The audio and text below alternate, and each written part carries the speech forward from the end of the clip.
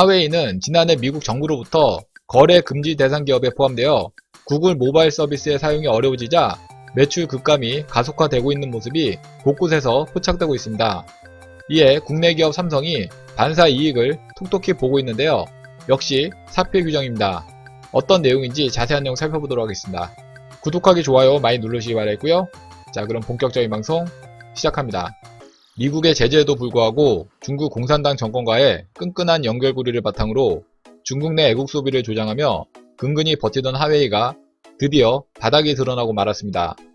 글로벌 시장에서는 구글 사용금지 조치로 중국 내부에서 그나마 쥐어짜고 있던 마지막 황금 시장인 중국에서조차 하웨이를 외면하는 것으로 보입니다.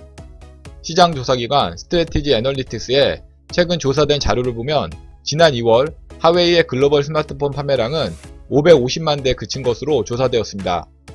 이는 1년 전보다 69% 급감한 것으로 1위 삼성의 3분의 1 수준인 것으로 나타나 충격을 주고 있습니다.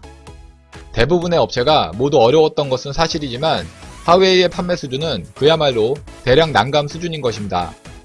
중국 공산당 정권의 스파이짓만 안 했어도 이런 수모는 겪지 않았을 텐데 하웨이로서도 중국 공산당의 명령에는 어쩔 수 없었던 선택이었을 것으로 보이긴 합니다.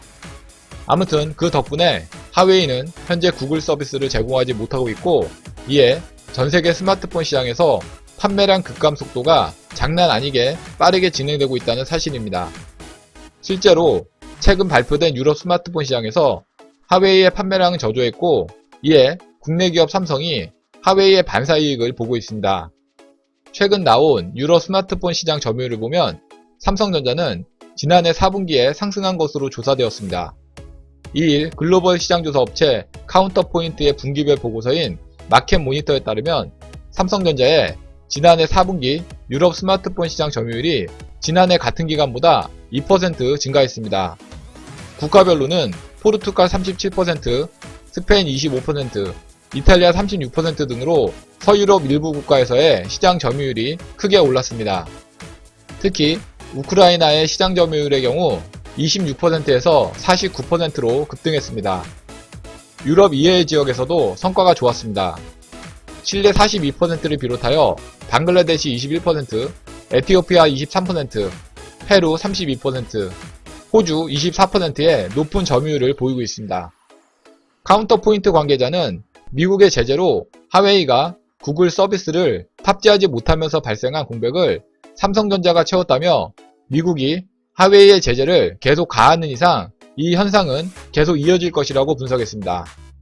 삼성전자의 스마트폰 사업은 2019년 견조한 성장세를 유지하고 있고, 특히 중저가 제품 라인이 글로벌 전역에 걸쳐 두터운 고객층을 확보하고 있어 올해에도 안정적인 성장세를 보일 것으로 기대됩니다. 이러한 하웨이의 공백은 당분간 지속될 것이기 때문에 삼성전자에게 절호의 기회가 되고 있습니다. 이상 삼성 유럽 점유율 증가에 대해서 알아봤고요. 다음 시간 더 알찬 내용으로 방송 올리겠습니다. 구독하기, 좋아요 많이 누르시기 바라겠고요. 댓글도 많이 남겨주시면 감사하겠습니다.